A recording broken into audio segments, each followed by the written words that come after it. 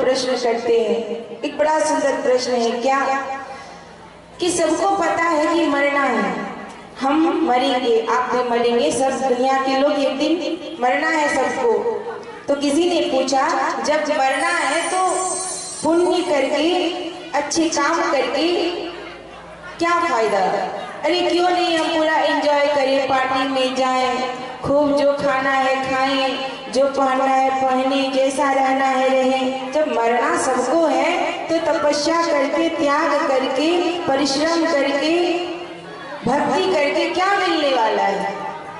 सबके मन में आता होगा ये प्रश्न कभी ना कभी, क्या मिलने वाला है बताइए? मरना तो सबको है, जो पुण्य करेगा, जो अच्छे काम करेगा, दान करेगा, पूजा करेगा, पाठ करेगा, अच्छे से रहेगा, वो भी मरेगा। और जो पाप करेगा, लूटपाट करेगा, अधर्म करेगा, वो भी मरेगा। तो क्यों करे? जब मरना ही है तो क्या फायदा ये सब करके? उत्तर क्या है? एक बड़ा ही सुंदर उदाहरण है। बिल्ली देखा है आप लोगों ने? बिल्ली जब उसे भूख लगती है, चूहा मारने के लिए जाती है तो चूहा को क्या करती है? अपने मुंह से पकड़ के लाती है। बिल्ली जब चूहे को अपने मुंह से पकड़ती है, बिल्ली के दांत उस चूहे पर जब लगते हैं तो वो चूहा रोता है, कराता है, और बिल्ली उसे इतना कस के पकड़ती है कि उससे खून निकलने लगता है, वो चूहा बेचारा मर जाता है ना? लेकिन वही बिल्ली जब अपने बच्चे को जन्म देती है तो बिल्ली का आदत है वो अपने बच्चे को जन्म देने के बाद अपने मुख में पकड़ करके कभी यहाँ लेके जाती है, कभी वहाँ लेके जाती है, यहाँ तक कि 1 मंजिला से 2 मंजिला में भी लेकर के चली जाती है बिल्ली अपने बच्चे को मुंह में रख करके। वही बिल्ली है, वही मुंह है, वही दांत है, लेकिन चूहे के लिए दर्दनीय है, चूहे के लिए असहनीय है, चूहे के लिए पीड़ादायक है। लेकिन वही बिल्ली, वही दांत, वही मुंह जब बच्चे को पकड़ती है, अपने बच्चे को कष्ट नहीं पहुंचाती। इससे शिक्षा क्या मिला? बिल्ली अर्थात काल, बिल्ली अर्थात काल, मृत्यु सबको होने वाली है, काल सबके जीवन में आने वाले हैं। लेकिन अगर हम भक्ति करेंगे तो काल वही है, मृत्यु वही है। हमें जब लेकर के जाएंगे इस जहां से उस जहां में, तब हमें पीड़ा नहीं होगा, हमें दर्द नहीं होगा। जिस तरह बिल्ली अपने बच्चे को लेकर के यहाँ वहां चली जाती है, घूम लेती है, पीड़ा नहीं पहुंचाती, उसी तरह जब काल आएंगे तो हमें इस जहां से उस जहां तक लेकर चले जाएंगे, हमें कोई कष्ट होने नहीं देंगे।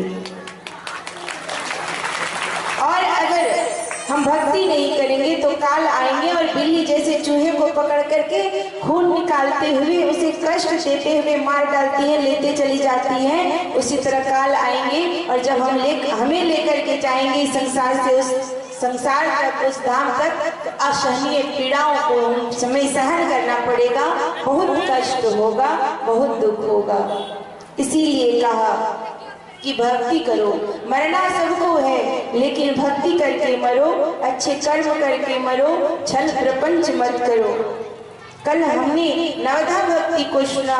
पहली भक्ति अगर जीवन में धारण कर लिए तो ये 9 के 9 भक्ति अपने आप आपके जीवन में आ जाएगी। कौन सी भक्ति? प्रथम भक्ति संतन कर संगा, संतों का संग करना चाहिए। क्या होगा संतों के संग करने से? एक संत थे, बेचारे जंगल में बैठे बैठे भगवान का नाम ले रहे थे, सीताराम सीताराम सीताराम कर रहे थे। एक दिन क्या हुआ, 10 लोग आए। कौन लोग? कोई साधारण लोग नहीं थे, डकैत थे, 10 के 10 डकैत थे, डकैती करने के लिए जा रहे थे, लूटपाट करने के लिए जा रहे थे। उन लुटेरों के सरदार ने कहा कि हम लोग 10 हैं, अगर एक व्यक्ति और शामिल हो जाए तो 11 हो जाएंगे, फिर लूटमाट करने में बड़ा आनंद आएगा। एक ग्रुप होता है ना, उसमें 10-11 लोगों की आवश्यकता होती है। एक लोगों की कमी हो गई थी, जंगल में गया लूटने के लिए, तो देखा एक संत बड़ा हुष्ट पुष्ट था देखने में।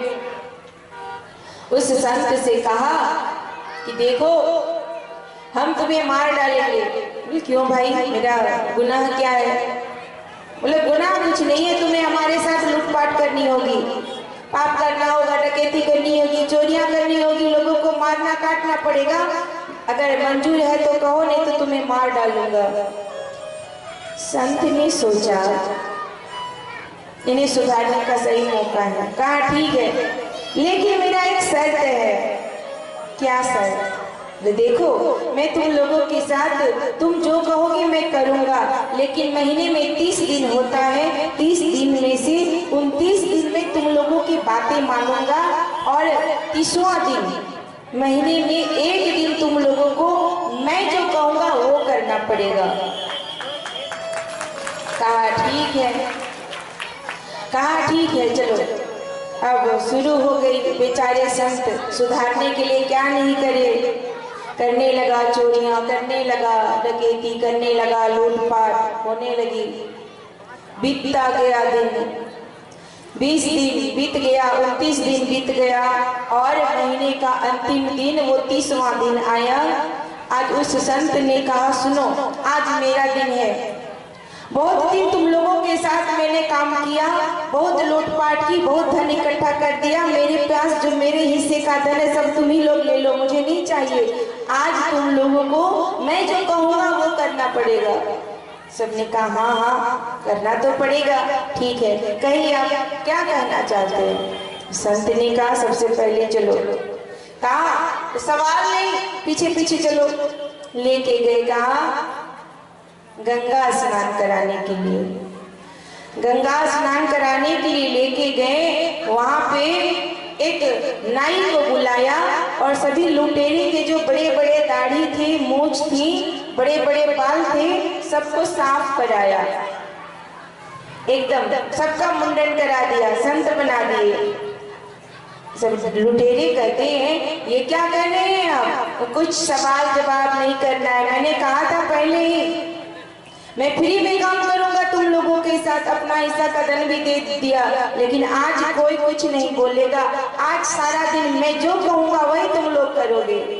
ठीक है चलिए। डकैतों ने सोचा, लुटेरों ने सोचा बस एक ही दिन का तो बात है, फिर कल से आ जाएंगे, इसे अपने लाइन पे ले आएंगे। संत सोचता है कि इन्हें सुधार दूंगा मैं, और डकैत सोचता बस एक दिन में ये क्या कर लेगा, कल से तो फिर चोरी लूटपाट शुरू करना है। सबको नाई ने साफ किया है, कहा गंगा नहाओ। सब गंगा ने डुबकियां लगाई। अब का गंगा के किनारे बैठ जाओ। सब आसन बिछा करके बैठ गए 10 डकैत। सबके ललाट पर तिलक लगाया उस संत ने, सबको तुलसी का माला पहनाया उस संत ने, और कहा कि अभी से सारा दिन तुम सबको राम राम राम राम जपना है। चलो बैठो लाइन पे। बैठा दिया, माला पकड़ा दिया, सबको तिलक लगा दिया और कहने लगा चलो बोलो सीता राम राम राम सीता राम राम राम सीता राम राम राम सीता राम। ऐसे बोलोगे, कल से नहीं बोलाने वाली, चली जाऊंगी घर। आज ऐसे बोलो, कैसे आवाज आनी चाहिए। दोनों हाथ ऊपर करके आप लोग कहेंगे, क्या कहेंगे?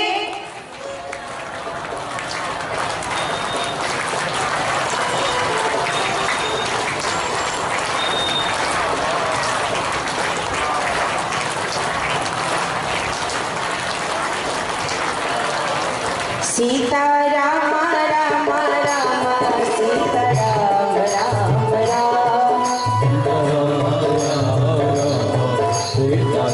राम राम सीता राम राम राम सीता राम राम सीता राम राम सीता राम राम राम सीता राम